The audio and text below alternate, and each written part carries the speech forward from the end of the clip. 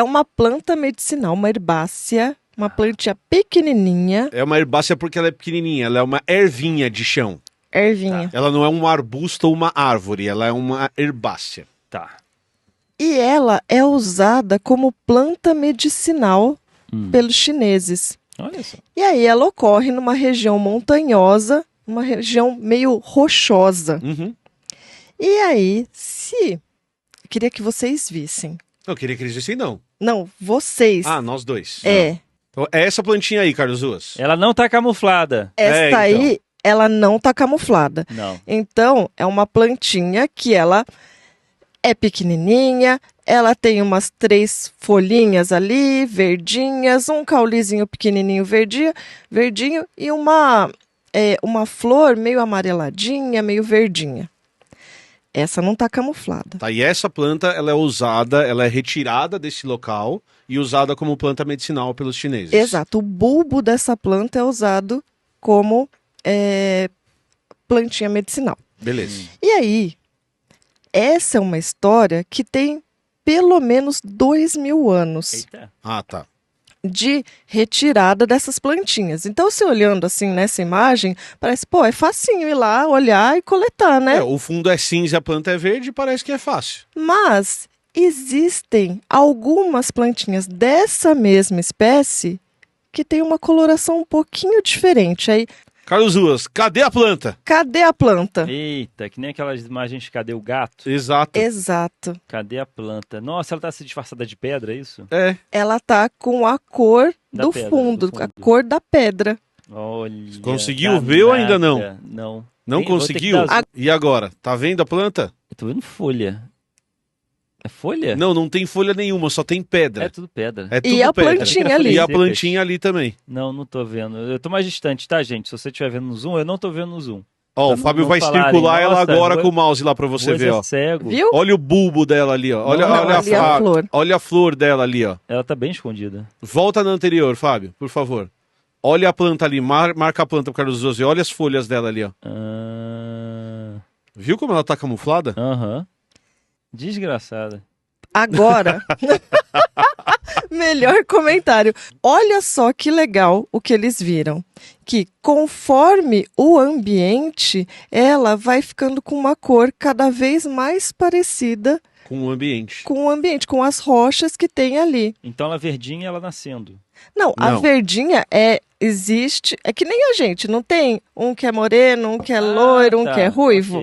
Ok. A plantinha é a mesma Tem coisa. a verde, mas tem a camuflada. Tem a também. verde, mas tem a camuflada. Tá. E por que que agora talvez eles estejam vendo mais as camufladas do que as verdinhas? Por causa do da intensa coleta dessa plantinha para ser usada como remedinho.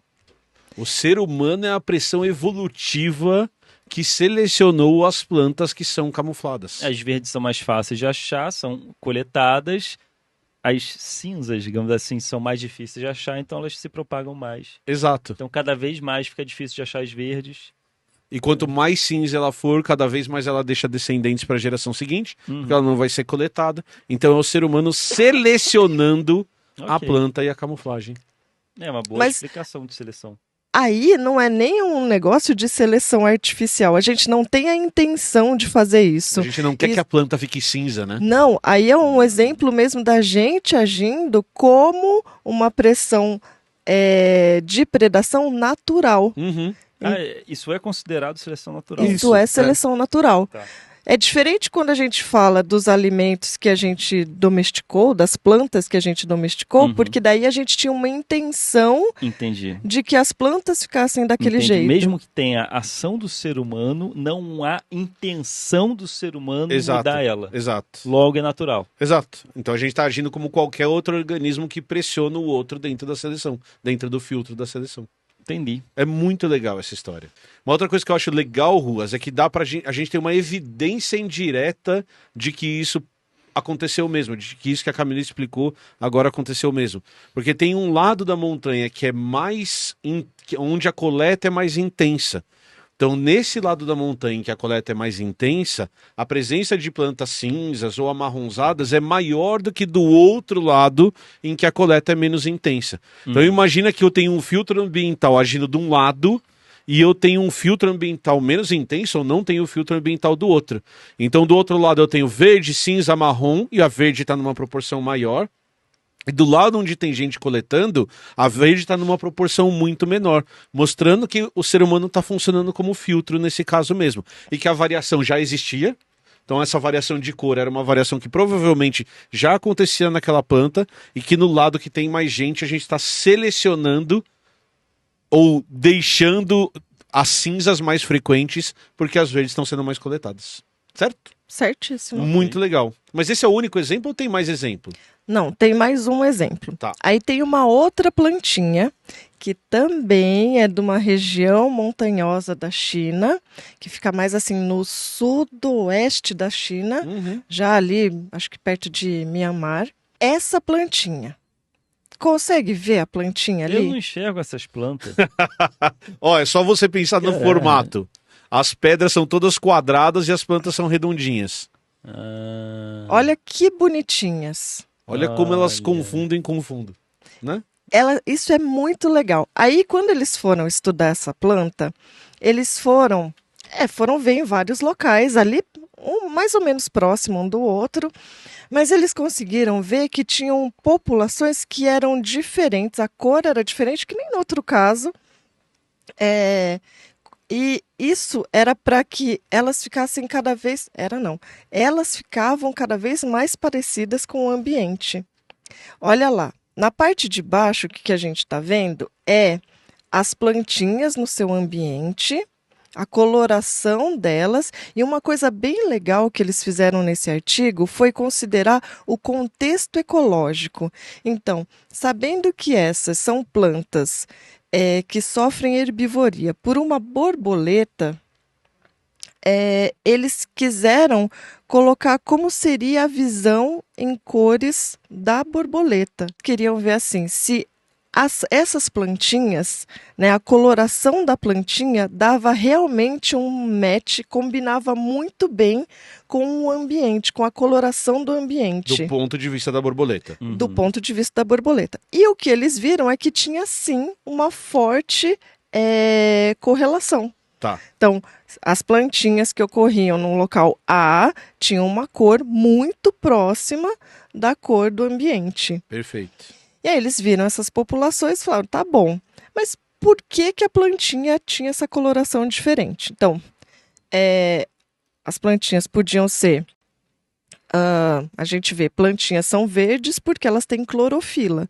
mas tem plantinhas que não são tão verdes assim. Você já viu umas folhas mais avermelhadas, mais arroxeadas? Isso é por causa de outros compostos que tem nas folhas.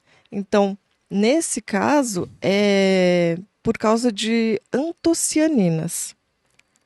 Antocianinas são compostos do grupo dos flavonoides.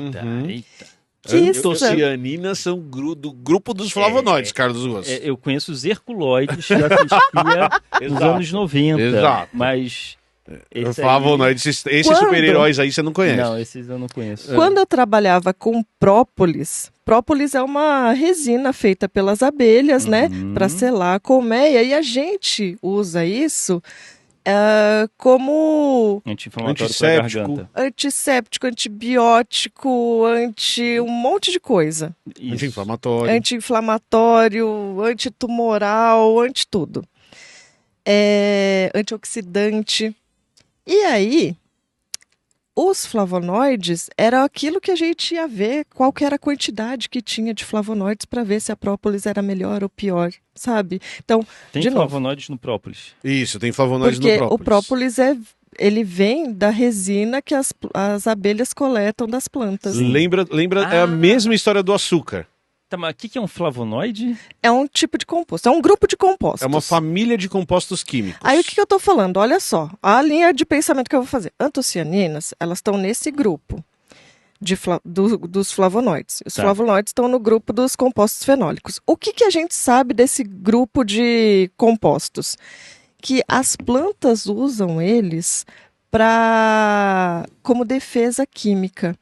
Uma defesa que pode ser desde combater micro-organismos, Por isso que a gente usa a própolis lá, que é cheia de flavonoides, para dor de garganta, para essas... Ah, então Ó, deixa eu ver se eu vai faço essa ponte. É uma defesa da planta, o flavonoide, para Isso. combater micro-organismos que podem prejudicá-la. Aham. Exato. E aí a abelha vai, se esfrega lá na flor, Raspa, pega esse raspa. exudato, a Aham. plantinha leva para a colmeia, e aí cria o melzinho, cria o própolis. cria o própolis. E que tinha ali a substância, o flavonoide. Então, o própolis acaba tendo o flavonoide, porque foi feito da planta, né? Esse líquido, né? Esse Sim, composto. essa resina, esse Essa composto. resina, né? Foi Aham. feita da planta, então carrega esse flavonoide e a gente bota no potinho e espirra na nossa garganta e também para matar os Isso. micro-organismos. Agora, Ah, Na colmeia tem um papel importante, porque para a abelha isso protege não só de... também protege a colmeia de Protege a micro-organismos. colmeia. Então, se vier um invasor ali, um besouro muito grande, entrou, elas foram lá e mataram. É como se Pra o ele não cimento se- da nossa casa tivesse já um inseticida, Um um antibiótico, um repelente, um antibiótico. Cara, antimicro- olha a ideia. Construtoras. Gente, não. Vamos empreender, vamos Para ficar tudo, rico. para tudo. Eu me Acabou os demito. 3 elementos. Eu me demito, chefe. Pau no seu cu, eu me demito. Eu vou criar uma empresa de tijolos com repelente.